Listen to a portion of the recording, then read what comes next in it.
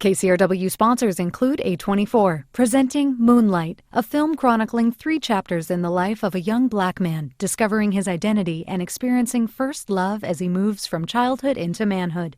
In theaters now. Hey, I'm Josh Barrow, your new host of Left, Right, and Center.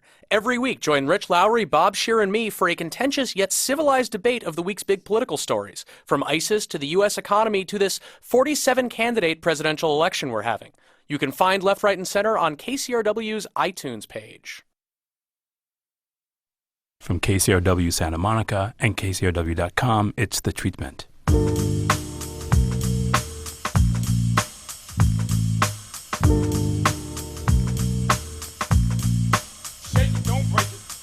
Welcome to The Treatment. I'm Elvis Mitchell. My guest, who I've finally got on the show, is someplace I've run into many times in Austin, Comic-Con a couple of years ago. Yeah, that's right. We've run into each other so many places. Yeah. I finally got a chance to sit down with a man who you may know from I Love You Man or Forgetting Sarah Marshall or for a very long run on some TV show. Josh Radnor's been here a few times, by the way. Oh, yeah. And, of course, his new film, where he gets to play David Foster Wallace, is the end of the tour. Jason Segel, thanks for being here. Thanks, man. Well, it's something I'm sure you talk about a lot, but it's really evident in your portrayal in this movie. Yeah. There's something musical about the way you act. Oh, interesting. Because, I mean, this is kind of a series of soliloquies, and I can sort of tell there's kind of a pitch to some of them. And some of them are more melodic, some of them are more forceful. In musical terms, the performance exists in that way for me, first and foremost. That's a really interesting thing that you say that. Well, when I watched David Foster Wallace's interview with Charlie Rose, something really struck me. There's a way that he's moving his hands. And the first thing that I thought of was that movie Minority Report, where Tom Cruise is doing yes, and he has that screen and he's moving information around. And I thought, oh, it seems as though that's what David Foster Wallace is doing. He's conducting language. He's constructing these monologues off the cuff, fully formed arguments with like a thesis, supporting points, and a conclusion. And basically argue with himself in some ways. I mean, yeah. And I felt like he had so much information at his disposal. It was almost a matter of curating for him. You know, it's just a giant brain. And so I think that conducting language sort of popped into my mind, and it became very musical for me. But music has always been a good friend of mine. Sure, of course. But I mean, I thought some of these characters we played, we're talking about How I Met Your Mother or Forgetting Sarah Marshall or I Love You Man. These are guys who live in their own heads in a way that other people don't. They tend to live in bubbles. Yeah, right. And I wonder if that's something that attracts you as an actor, these characters who have kind of built a world around themselves. Yeah, well, I think that that's sort of been my experience. If I have to search for a connection, I was a high school athlete, and when I started, you were a serious b-ball player. I was a basketball player. That's touching. I was a high school. Now you sound like David Foster Wallace. Yeah, I was a high school athlete. Yeah, I won a state championship. Dude, you guys were ranked. Yeah, we were ranked. Yeah, my nickname was Dr. Dunk, which is humiliating now. But only if you still have the shoes with Dr. Dunk on the side of them. No, but I had a hat that said Dr. Dunk that I had made at the swap meet in one of those robots that does cursive for you, and it just looked like Dr. Dirk. Everybody would say, "Hey, Dr. Dirk." Anyways, but yeah, I decided I wanted to start making short films. It was right at the time when Apple made things very easy to do at home, when you could start editing the first Final Cut. Yes, that's right. And there were digital cameras that were affordable. The only thing was I wasn't friends with actors. And so I went out and I bought a bunch of puppets. And I started making short films with these puppets. And it's how I learned how to write. It's how I learned puppetry. And it's how I learned how to sort of put together a visual narrative. So I think, that's living in your own head, isn't it? My friends were puppets. No, I'm not tearing up at all. It doesn't sound sad by any means. But it's interesting because this idea of these people who have create these narratives in their heads. Yeah. So you're saying this is much autobiographical. At least you're pulling from yourself as anything else for these guys. Well, I certainly relate to it. I really do. I think there are times, if I'm perfectly honest, where if you were filming me on a CC, it would look like I was just sitting there, and inside my brain there's a war going on. Like I am at war with imaginary people. I should have said this to this guy. I should have handled it this way. And then on the videotape, it would just look like me sitting there, like with a vague smile. Can you think of the first time you actually kind of used this in playing a character? I mean, because it almost goes back to me a bit to Freaks and Geeks, or even we could say a little bit to Knocked Up. These are all guys who in some way, they've constructed kind of a planet around themselves, and they're like inviting us into them. Well, yeah, I think even more than the acting, I think that this is essentially what it is to be a writer. You're imagining every one of the characters. You're having conversations. The difference, the skill of being a writer is learning to type that stuff. Wow, we just basically got a whole bunch of people now writing, if you can type, you can do it. But well, no. I'll tell you, you hear a lot of people like, oh, I'm halfway through a screenplay, or I've got a great idea for a screenplay.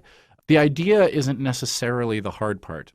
I think the hard part, I mean, this leads right into talking about something like Infinite Jest, which is 1,000 pages. But the hard part is the discipline of sitting down and getting to the end.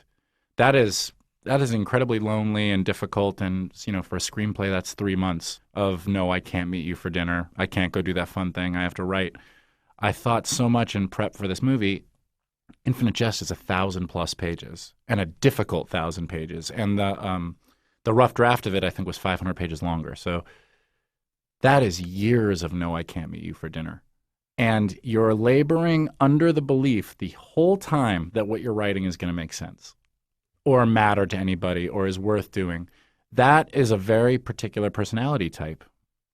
I've thought a lot about how underneath anyone who does something creative, underneath any sort of external personality type is this binding belief that what you have to say is worthy of people paying money for and devoting their full attention to. I think that's a very interesting thing to have within you. Is that something you've always thought about in terms of it being a story that would play out to the larger world, or were you just basically trying to get these stories out of your head, kind of exorcise them a little bit? I think that I like to make people happy. I know that sounds a little cliched or trite or something like that, but I think there's something really nice when you see somebody who says, like, I loved that thing, or that got me through law school, or I had a bad breakup and I saw Forgetting Sarah Marshall and that really helped. That feels cool. It's like there's a weird kind of alchemy of thinking of an idea on your couch and then it comes out and people get to watch it and experience it however they want. It's funny you're saying that, though, because I just remember in reading David Lipsky's book that he talks about, in some ways, your ideal casting in this, because he really describes Wallace as an athlete, this guy with a bounce, and also, in this weird way, also kind of self-contained, too. Yeah. Well, there's also a competitiveness that never leaves you, I think, once you've played a competitive sport. You want to win. And that's what I think is interesting about their dynamic as characters, Lipsky and David Foster Wallace in this movie, but also even acting next to Jesse. There's something about it that is like a friendly but competitive tennis match where you need the other person to volley. Like if you want to get some exercise, you need them. But the whole time you're thinking like, when do I level the winning blow? I want to beat this person as well. You feel that throughout the movie. You do, and there's also, we're talking about tennis, there's that control of the speed of the game. That's right. That means as much as anything else. I mean, you can volley, but when you get inside of somebody else's time and they're waiting for that shot that you don't give to them, which is the kind of way you play Foster this way, that he doesn't, it sounds like he's being faster than he actually is to me, which is why I thought about musical meter. Yeah. Yeah, well, David Foster Wallace says, which is from the transcripts, but he says to Lipsky at one point, I can't quite keep up with you. And I think he means it. But this interview that David Foster Wallace agreed to with Lipsky lasts for 4 days. And I think at some point, as the subject of the interview, you get tired and you can't keep up this image that you're trying to project to the world. And I think that that's a really scary thing for him. So when he says, I can't keep up with you, I don't think he means in a debate setting.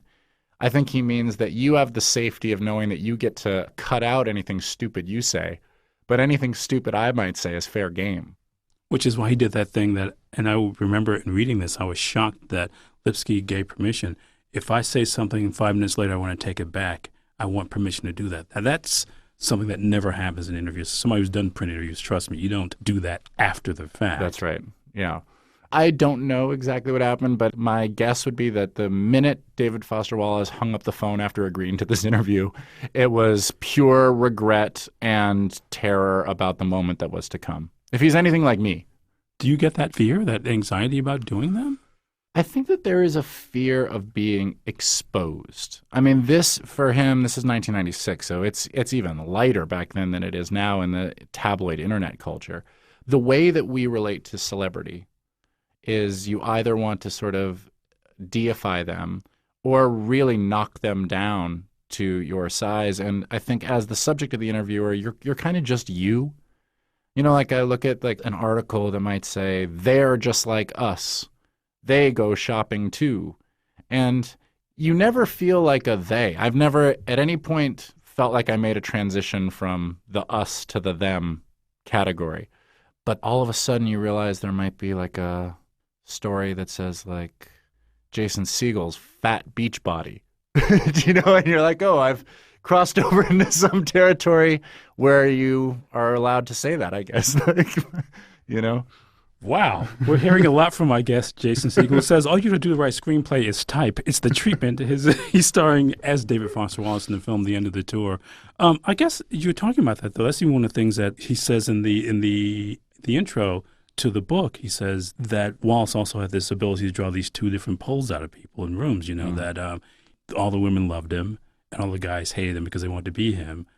And when I heard you were doing this, it sounded kind of perfect to me because between the musicality, and we look at performances. I mean, I think of your performance in I Love You, Man, as almost like Dave Brubeck, you know, I mean, just sort of laying back and waiting for, just sort of doing 5/4 or something that sounds like it's traditional, really isn't. Yeah.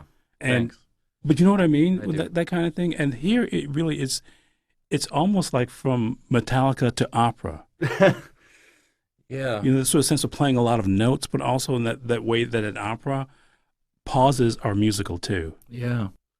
Yeah, well, I think that David Foster Wallace did a lot of listening. You know, when you listen to David Foster Wallace talk, he ends a lot of his very complex, very astute observations with, do you know what I mean? And I think he means that sincerely. Like, he wants a conversation. He wants to hear what you have to say. I had a friend once named Brian. He is the smartest guy that I know. And we would be in a room full of smart people, and they would be talking about a subject that he knew a lot about, and he wouldn't say a word. And then afterwards I would say to him, why didn't you say anything? And he said, because I already know anything that I would have said. I'm not going to learn anything by talking. And it was one of the smartest things I ever heard anybody say. And I think that there's some truth to that. David Foster Wallace could outthink you on any subject, most likely, but he already knew the stuff that he might say. But I wonder, too, because there's that thing that's said in the book, but also you really get a sense of it in the essays more than in Infinite Jest, where going back to what I said at the beginning, he was carrying on these conversations with himself between the text and the footnotes, which was a whole other book, and an argument with basically the metaphors in the book. But that sense of, and we get a little bit of it from you in this performance, that he does have almost what people described as kind of a sixth sense, where he was so alive that his antenna were basically almost constantly operating. Well, I have a very particular feeling about the endnotes. And here's my experience with them. If you decide to read Infinite Jest, I would not read it on an iPad because this experience won't translate. Buy the book, and it's this massive thing. You have to carry it around, and it's heavy. And you develop a relationship with the book itself, like even just carrying it around in a backpack daily is a thing. But you'll be like on page 50 of the book. It's just the beginning. You have so much more to go. And then you'll hit an endnote. And you'll have to flip to the back of this book. And then the endnote will be 50 pages on the minutia of tennis. And you'll trudge through it. You'll trudge through this thing. And then you'll get to the end of that endnote, and you'll feel a great sense of accomplishment because you're now physically at the end of the book. And then, boom, he makes you flop back to the beginning of the book, and you realize, oh my God, I have so much more to go. And to me, when I read it, I was trying to get inside of the head of the writer, so I had a different, thought process. But I thought, oh, how hard are you willing to work to get to know me? It felt like the move of a very complicated man. And a man who's basically controlling time in that way we're talking about, which is, again, it gets back to athletics. And the thing that people always talk about in boxing is once you get inside somebody else's time, he can't fight you the same way anymore. Right. You own the ring. Yeah. But time is part of music as well. I mean, once you sort of get people to listen to the time you're playing in, then you kind of own it. And that's the way I felt about his work too, is that it was all about the way he made time change for you. It's really interesting as you say that. Maybe that is the point of moving out of New York, because for David Foster Wallace, I hadn't thought about it until this interview. I lived in New York for a while, and one of the things that I really felt like was I had no control over the time. New York is in control of itself. New York is its own personality, and when you step out the door, it is happening at the rhythm that it wants to happen, and you are going to go with it. It's like the moving sidewalk at the airport.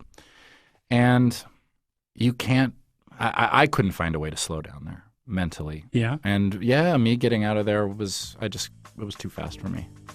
Well, speaking of time, this is a good point to take a break. We've figured out so many things here. Look at us. I know, right? And there's still another half of the show to go. My guess is Jason Segel's new film is The End of the Tour is the Treatment. There's more to come.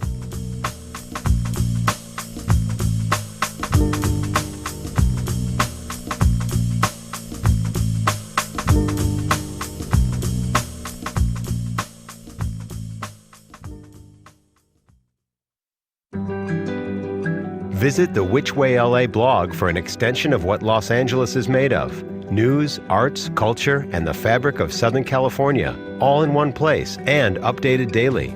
Check it out now at kcrw.com/whichwayla. Welcome back to The Treatment. I'm hoping my guest cares what I have to say. It's Jason Segel. His new film as actor is The End of the Tour, a look at the conversation an interview, really, between David Lipsky and David Foster Wallace. We were talking about time a little bit, though, and I feel like, and I wonder how conscious you are of this, that time for me, in looking at your performances, just getting ready for this, watching these things, is so much the way these people take the world. I mean, in Forgetting Sarah Marshall, he's basically escaping time. He's going away from everything. You were talking a little bit about what New York was in the first half, and it feels like that relationship was that moving sidewalk, and he had to get off of it and go someplace else. Right. And in I Love You, Man, he goes to the man cave where he creates his own time there. Yeah, interesting. And I just wonder how conscious this feels to you, this idea of the way people use time to sort of claim the world for themselves and also affect the way they deal with other people. Well, I'm analyzing this now for the first time, but I'll tell you my experience as Jason Segel, as a person versus a character. But at some point you realize, like, all these deadlines and this feeling of time moving and I have to get it done by this date or things like that. It's largely arbitrary and manufactured, this feeling of stress. And you see when you go someplace like Hawaii. I moved out of Los Angeles, for example, where I'm no longer surrounded by billboards and no longer surrounded by the churning business. And you realize, oh, everything's fine. Whoa, I felt really stressed out. Like, honestly, you take the 101 freeway, for those of us who are in Southern California, and you start driving north, and you hit something called like the Camarillo Pass. And all of a sudden you drop down into like a different valley, and you feel like, oh, I've just exited some sort of collective creative neuroses, and I feel better. Talk about time. Like, my internal rhythm calms down, and you suddenly realize, oh, I don't know what I was so worried about. So yeah, I think that's true. I think taking back your time is an important thing. Because as you were talking, I just wonder, when you were playing ball as a kid, I mean, that's one thing where it's not arbitrary. I mean, every second does matter. Right. And you've got to not only be thinking about basically going out to making the play, but trying to read what's going to happen when the other team gets the ball down court. You got to be thinking about that too, because at some point you're going to lose possession, whether you make a basket or not. The ball goes away from you. Look, I was on the bench a lot, so it all felt like an eternity. It wasn't moving nearly as fast as you described. Things felt very casual to me. I guess that's Southern California basketball for you, ladies and gentlemen. It explains the Lakers to me. Yeah. But I think that's kind of I mean, I just like the idea that I don't know where this came from me, but I just was thinking about how so many of these performances relate to music. Yeah. And again, which takes us back to time. And I just wonder if as you're sitting down doing this, you talked about conducting and playing Wallace, but was there any other kind of music that was going through your head as you were, because you've got to get these monologues right, which are not just, they sound like monologues, but they're really soliloquies because you're trying to, actually they're really dialogues. Well, yeah, that's the really important thing. The pitfall going in, I think, is it's sounding like two smart guys reciting smart things in turn. That's the worst version. Not even together, just like one person says it, then the next person. You needed to know it so well that you weren't thinking about the words. But then more importantly, you really had to understand what you were saying so that they felt like your thoughts. That is a tricky thing because a lot of what they're saying is very specific to them and is so wildly intelligent. You know, I spent most of my time just really trying to understand what I was saying. I know that that sounds like a very simple thing, but really understand it. Like, what is his choice of words is very specific. I mean, he worked for the dictionary, you know, towards the end of his life. So his choice of words, but also what's underneath them, because a lot of what's going on, I think, in the movie is subtext. It's two guys who sort of have the armor of great vocabulary, but what's happening underneath that? Yeah, because I thought the real trickiness is too is not only do you have to know that stuff inside and out, but you got to make it feel like you're listening to somebody else. That's right. Because it's not just, I said soliloquies, but they're really dialogues. And they're words that are chosen very specifically in response to something someone else has said. Yeah. It's really amazing what James Ponsoldt, the director, did. There are scenes. He did The Spectacular Now. He used to for that movie. And Smashed, which is one of my favorite movies. Which is, again, another movie by somebody sort of in a bubble. That's right. You could say the same thing about Miles Teller in Spectacular Now. Yeah, that's right. When I saw the movie for the first time, there were scenes where I'm doing most of the talking. And he will stay on Jesse Eisenberg's eyes because the scene is about Jesse listening. To create a narrative out of active listening it's a miracle. It's also interesting, too, because, and it's something else maybe relates to time, too, but more of that physical thing we're talking about. You're an actor who's really aware of who and where yourself physically. And because there's a sequence when you guys come back from a night with a couple of friends where it's almost like The Odd Couple where Oscar and Felix with the Pigeon Sisters. Yeah. And you're not speaking, but you're also kind of slumped just from sort of frustration and rage and bitterness. And I'm really aware of the way you use your sizeness because there's sometimes you just use your hands in front of him. We get a chance to see how big your hands are compared to his head. Yeah. And I just wondered if you thought about that too. I did. It means so much to me that you watched the movie with such care, by the way. Thank you. Yeah, I was very aware of the physical difference in size between Jesse and I. And at one point, actually, James Ponsoldt came up. David Foster Wallace was a very handsy talker when you watch interviews with him. And James came up at one point and said, you need to be careful about the way you move your hands. You're just so big physically that you look like you might attack him. I mean, I kind of look like a bear in front of him. But yeah, I was very aware of size. I also gained like 30 pounds for the movie. And that does something to you. Do you know what I mean? Like every night feels like you're somebody who's, as well as he's constantly eating sugar. Yeah. Or drinking diet soft drinks. Yeah, diet right. Yeah. I just felt most of the time during the making of that movie and the months leading up, I felt like how you feel Thanksgiving night. Just kind of tired and ready for a nap and done. And I didn't really want to do much. And it was very helpful in playing the part. But I remember when I lost a bunch of the weight, the guy who had like trained me to lose weight handed me the 25-pound, whatever you call that, the plate, you know, that you would lift with. Oh, sure. And he said, I want you to walk around with that for a minute. And I did. It was so heavy. He said, that's been on your body.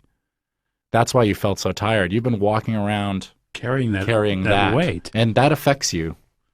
Wow, because that's one of the things I was going to say that's where I got the sense that you made this David Foster Wallace your own, because in seeing the interviews, and I met him a couple of times, we actually talked about our adult film award experiences, which I'll tell you about later. Oh, wow. I had to go to one of those ones, but I'll tell you about that. That's one of the great essays he wrote, too. But that's how we ended up connecting, because I did one of those ones here, but it's another story. Oh, my gosh. But you got the sense that he was constantly sort of like, his eyes were like glowing, so there's always this kind of almost like like he's Cyclops from the X-Men, that he's going to bore through you. Right. And almost that bounce, but you chose to play it slower.